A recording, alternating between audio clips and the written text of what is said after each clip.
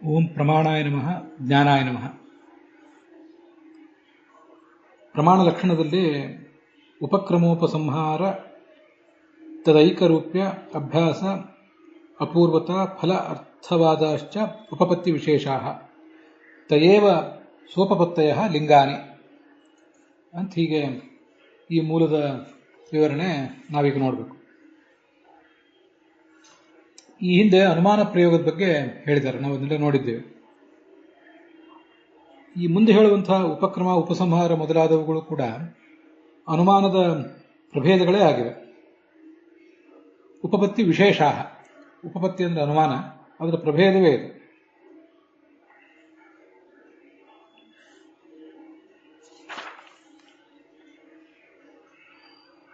ಈ ಉಪಪತ್ತಿ ಅಂದರೆ ಯುಕ್ತಿ ಅಂತನೂ ಅರ್ಥ ಆಗ್ಬೋದಲ್ಲ. ಉಪಪತ್ತಿ ಅಂದರೆ ಯುಕ್ತಿ, ತರ್ಕ.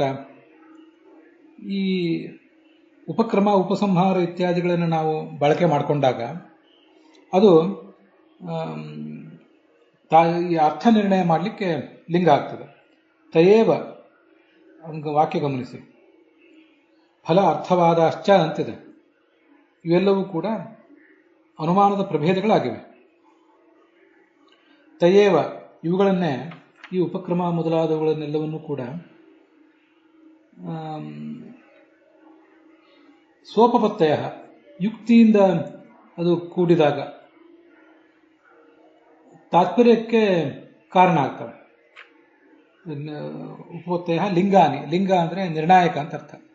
ಅಭಿಪ್ರಾಯ ಏನು, ಒಂದು ವಾಕ್ಯದ ಅಭಿಪ್ರಾಯ ಏನು ಅಂತ ತೀರ್ಮಾನ ಮಾಡಲಿಕ್ಕೆ, ಅದನ್ನು ನಿರ್ಧರಿಸಲಿಕ್ಕೆ ನಮಗಿವೆಲ್ಲವೂ ಕೂಡ ಕಾರಣ ಆಗ್ತವೆ ಅಂತ ತಾತ್ಪರ್ಯ.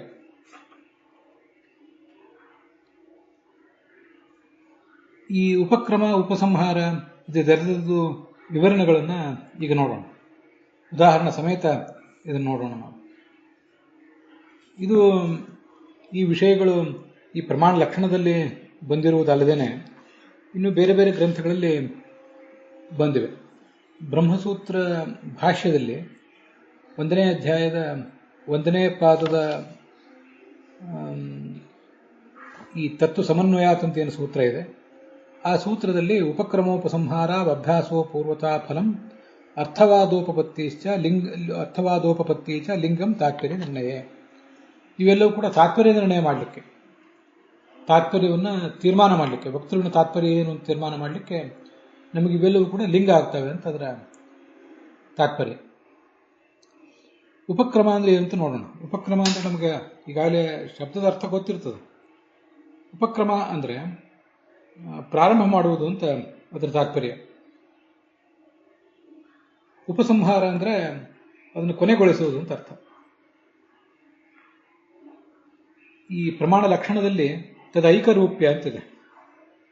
ಒಂದು ಗ್ರಂಥದ ತಾತ್ಪರ್ಯ ತೀರ್ಮಾನ ಮಾಡಬೇಕಾದ್ರೆ, ಗ್ರಂಥಕರ್ತೃವಿನ ತಾತ್ಪರ್ಯವನ್ನು ತೀರ್ಮಾನ ಮಾಡಬೇಕಾದ್ರೆ ಉಪಕ್ರಮದಲ್ಲಿ ಆರಂಭದಲ್ಲಿ ಏನಿದೆ ಅಂತ ಅನ್ನೋದನ್ನು ಗಮನಿಸಬೇಕು. ಉಪಸಂಹಾರ ಕೊನೆಗೇನಿದೆ ಅಂತ ಅನ್ನೋದನ್ನು ಗಮನಿಸಬೇಕು. ಹಾಗೆ ಉಪಸಂಹಾರ ಮತ್ತು ಉಪಕ್ರಮ ಇವೆರಡೂ ಕೂಡ ಏಕರೂಪವಾಗಿವೆಯಾ, ಅದರಲ್ಲಿ ಏನಾದರೂ ವ್ಯತ್ಯಾಸ ಇದೆಯಾ ಅಂತ ಅನ್ನೋದನ್ನು ಕೂಡ ಗಮನಿಸಬೇಕು. ಏಕರೂಪವಾಗಿದ್ದರೆ ಅದಕ್ಕೊಂದು ಬಲ ಬರ್ತದೆ.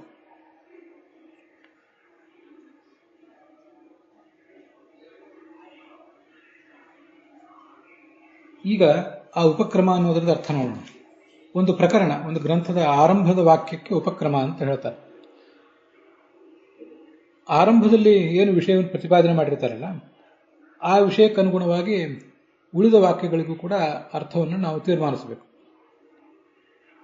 ತೈತ್ತರೀಯ ಉಪನಿಷತ್ನಲ್ಲಿ ಹೀಗಿದೆ. ನಾವೆಲ್ಲ ಈ ಉಪಕ್ರಮ ಉಪಸಂಹಾರಗಳನ್ನು ಉದಾಹರಣೆ ಸಮೇತ ಈಗ ನೋಡೋಣ. ತೈತ್ತರೀಯ ಉಪನಿಷತ್ತಿನಲ್ಲಿ ಶಿಕ್ಷಾವಲ್ಲಿ, ಬ್ರಹ್ಮಾನಂದವಲ್ಲಿ ಮತ್ತು ಭೃಗುವಲ್ಲಿ ಅಂತ 3 ಪ್ರಕರಣಗಳು. ಅದರಲ್ಲಿ ಬ್ರಹ್ಮವಲ್ಲಿಯಲ್ಲಿ ಬ್ರಹ್ಮವಿದಾಪ್ನೋತಿ ಪರಂ ಅಂತ ಪ್ರಾರಂಭ ಆಗಿದೆ.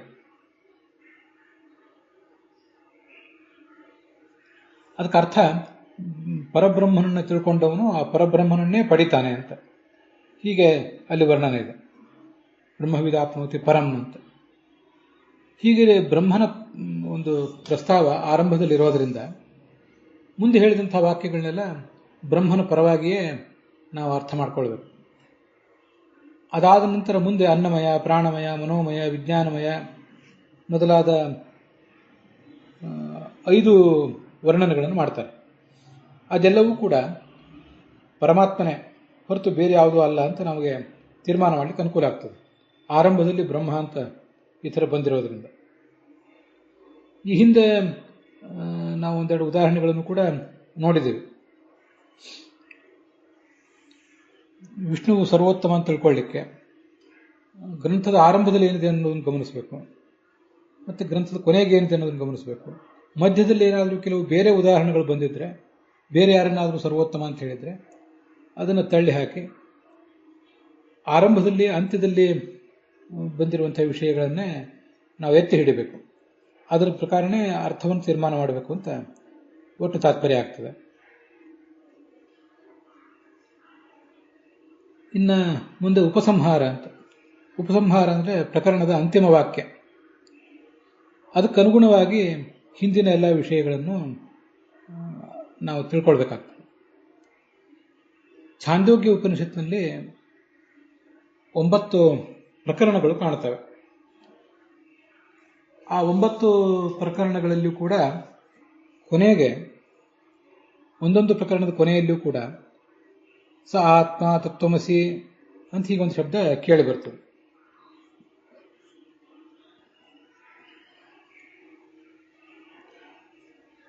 ಸ ಆತ್ಮ ತತ್ವಮಸಿ ಅಂತಿದ್ದದನ್ನ ಅದಕ್ಕೆ ಅತತ್ವಮಸಿ ಅಂತ ಓದಬೇಕು, ಪದಚ್ಛೇದ ಮಾಡ್ಕೋಬೇಕು ಅಂತ ಮಧ್ವಾಚಾರ್ಯರು ತಮ್ಮ ಸಿದ್ಧಾಂತದಲ್ಲಿ ವರ್ಣನೆ ಮಾಡಿದ್ದಾರೆ.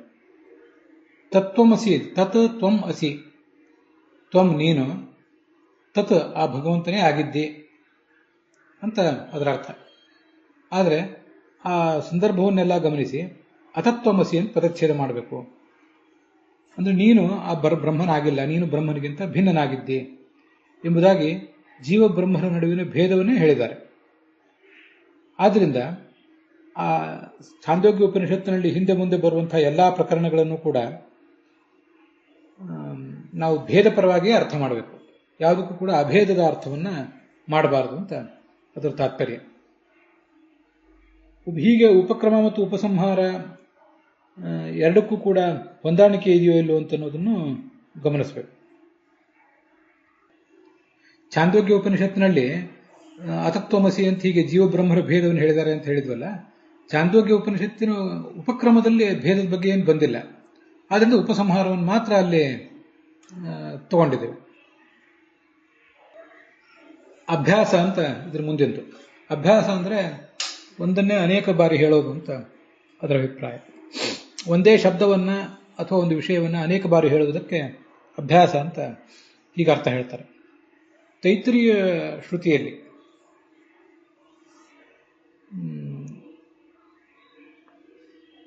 ಈ ವೇದವಾಕ್ಯ ಹೀಗೆ ಹೇಳ್ತದೆ, ಆನಂದಮಯ ಪ್ರಕರಣ ಅಂತ. ಆ ಪ್ರಕರಣದಲ್ಲಿ ಬ್ರಹ್ಮಪುಚ್ಛಂ ಪ್ರತಿಷ್ಠಾ, ಅಸದ್ಬ್ರಹ್ಮೇತಿ ವೇದ ಚೇತ್ ಅಂತ ಹೀಗೆ ಅನೇಕ ಬಾರಿ ಅಭ್ಯಾಸ ಮಾಡಿದೆ.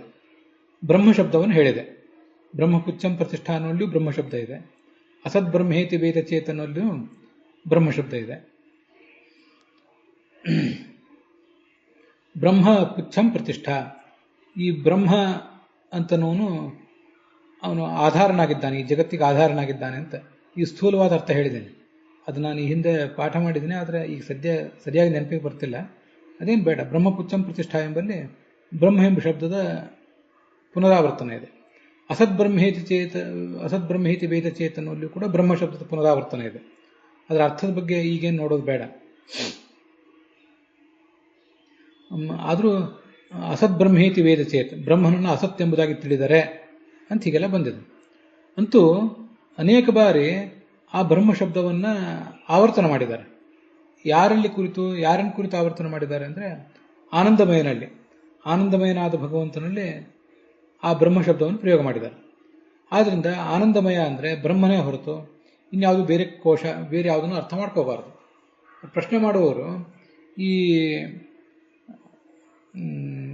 ಅನ್ನಮಯ ಕೋಶ, ಪ್ರಾಣಮಯ ಕೋಶ, ಮನೋಮಯ ಕೋಶ ಮೊದಲಾದ ಕೋಶಗಳಿವೆಯಲ್ಲ, ಆ ಕೋಶವೇ ಈ ತೈತ್ರಿಯ ಉಪನಿಷತ್ತಿನಲ್ಲಿ ವರ್ಣಿತ ಆಗಿದೆ ಹೊರತು ಪರಮಾತ್ಮ ಅಲ್ಲ ಅಂತ ಹೀಗೆ ಪ್ರಶ್ನೆ ಮಾಡ್ತಾರೆ.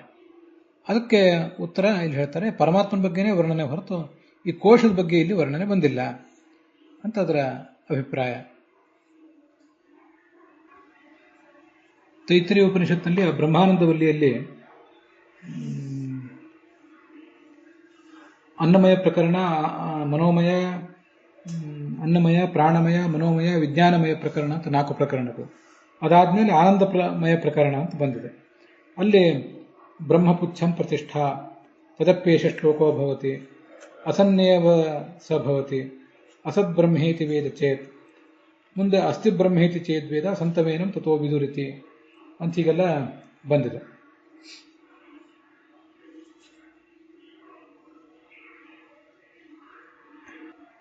ಬ್ರಹ್ಮ ಪುಚ್ಛಂ ಪ್ರತಿಷ್ಠಾ ಅಂದರೆ, ಬ್ರಹ್ಮ ಅಂದರೆ ಈ ಜಗತ್ತಿಗೆ ಅಭಿವೃದ್ಧಿಯನ್ನು ಕೊಡುವಂಥವನು ಅಂತ ಅದರ ತಾತ್ಪರ್ಯ. ಸೃಷ್ಟಿ ಮಾಡಿ ಈ ಜಗತ್ತಿಗೆ ಅಭಿವೃದ್ಧಿ ಮಾಡ್ತಾನೆ.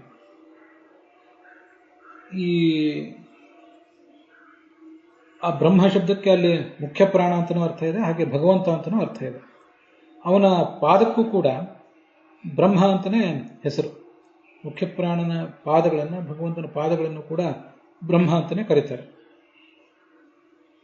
ಪ್ರತಿಷ್ಠಾ ಅಂದರೆ ಪಾದ ಅಂತ ಅದರ ತಾತ್ಪರ್ಯ. ಮುಂದೆ ಅಪೂರ್ವತ ಅಂತ ಒಂದಿದೆ.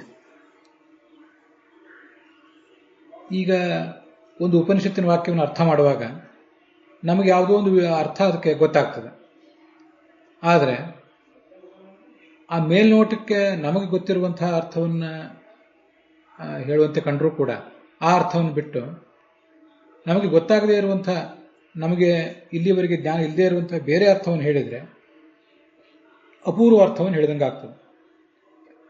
ಜೀವಾತ್ ಭವಂತಿ ಭೂತಾನಿ ಜೀವೇ ತಿಷ್ಠಂತಿ ಅಚಂಚಲಾಹ ಜೀವೇತು ಲಯಮಿಚ್ಛಂತಿ ಅಂತ ಒಂದು ವಾಕ್ಯ. ಇಲ್ಲಿ ಎಲ್ಲ ಭೂತಗಳು ಕೂಡ ಜೀವನೆಂದರೆ ಹುಟ್ಟುತ್ತವೆ, ಅವನಲ್ಲೇ ನೆಲೆ ಕಂಡುಕೊಳ್ತವೆ, ಮತ್ತೆ ಅವನಲ್ಲೇ ಲಯ ಹೊಂದುತ್ತವೆ ಅಂತ ಹೀಗಿದೆ. ಜೀವ ಅನ್ನೋ ಶಬ್ದ ನೋಡಿದರೆ ನಮಗೆ ಜೀವಾತ್ಮ ಅಂತಲೇ ಅರ್ಥ ಆಗ್ತದೆ, ನಮಗೆ ಪರಿಚಯ ಇರೋದು ಅಷ್ಟು. ಆದರೆ ವಸ್ತುತಃ ಜೀವ ಎಂಬ ಶಬ್ದಕ್ಕೂ ಕೂಡ ಭಗವಂತ ಅಂತ ಅರ್ಥ ಮಾಡಬೇಕು. ಯಾಕಂದರೆ ಎಲ್ಲರನ್ನೂ ಕೂಡ ಬದುಕಿಸಿದವನು ಅವನೇ, ಅವನಿದ್ರೆ ನಮ್ಮ ಬದುಕು. ಆದ್ದರಿಂದ ಜೀವ ಶಬ್ದಕ್ಕೆ ಪರಮಾತ್ಮ ಅಂತ ಅರ್ಥ ಮಾಡಿದರೆ ಅಪೂರ್ವವಾದಂಥ, ನಮಗೆ ತಿಳಿದೇ ಇರುವಂತಹ ಅರ್ಥವನ್ನು ಮಾಡಿದಂತಾಯಿತು. ಆದ್ದರಿಂದ ಇಲ್ಲಿ ಈ ಥರ ಅರ್ಥ ನಮಗೆ ಹೇಳಲಿಕ್ಕೆ ಅವಕಾಶ ಇರೋದ್ರಿಂದ, ಅಪೂರ್ವವಾದ ಅರ್ಥ ಇರೋದ್ರಿಂದ ಜೀವ ಶಬ್ದ ಬ್ರಹ್ಮನನ್ನೇ ಹೇಳ್ತದೆ ಅಂತ ತೀರ್ಮಾನ ಆಗ್ತದೆ. ಅಲ್ಲಿಗೆ ಈ ಭಾಗ ಸಮಾಪ್ತ ಆಗಿದೆ. ಉಳಿದಿದ್ದನ್ನು ಮುಂದಿನ ಭಾಗದಲ್ಲಿ ನೋಡೋಣ.